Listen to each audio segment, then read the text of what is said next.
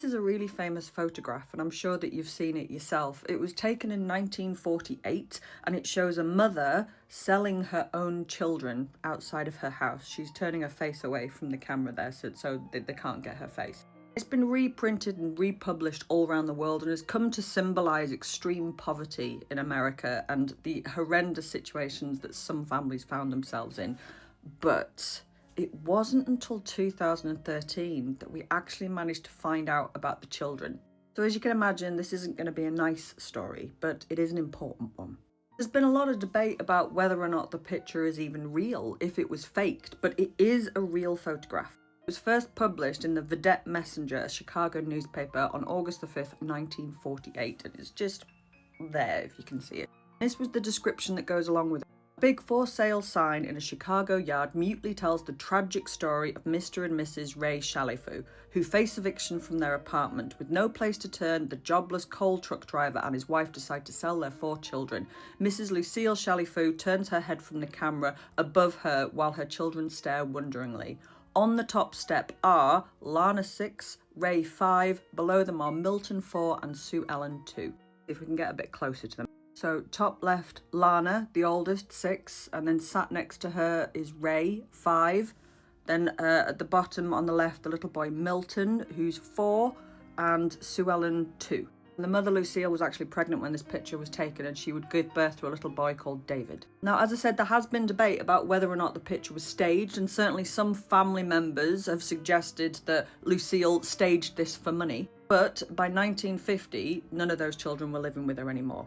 You can imagine the photograph caused something of a sensation, and according to local newspapers, the family were flooded with offers for help.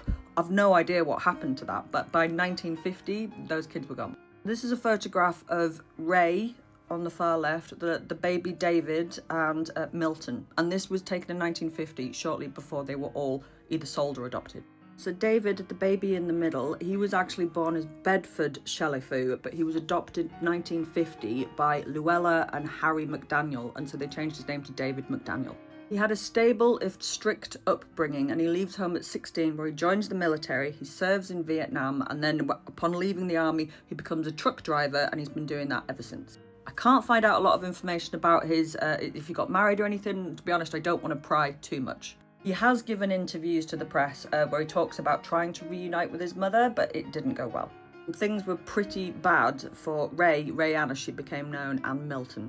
They were bought for $2 by this couple, Ruth and John Zotiman, who promptly changed their names to Beverly Zotiman and Kenneth Zotiman. And it was not a good or happy childhood. They lived on a farm where they were basically put to work from being very, very young children. They were just farm hands. They were locked up in a barn at night and beaten regularly. It's just an awful, awful story.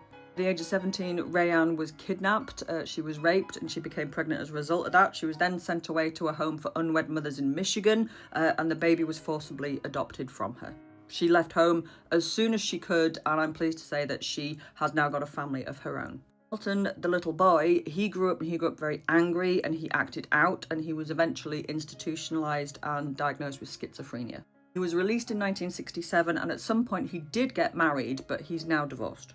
Both of the children report trying to meet their birth mother, and both of them saying that it was a disaster.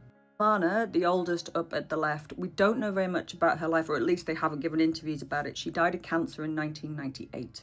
Last anyone knows is the siblings were trying to find contact with Lana's children, and let's all hope that they have. Sue Ellen, the youngest, was reunited with Rayanne in 2013, but she was extremely ill with a lung disease and she passed away shortly after. But the sisters were reunited, they did spend time together, and they were reportedly really, really pleased and happy, and lots of love and good things.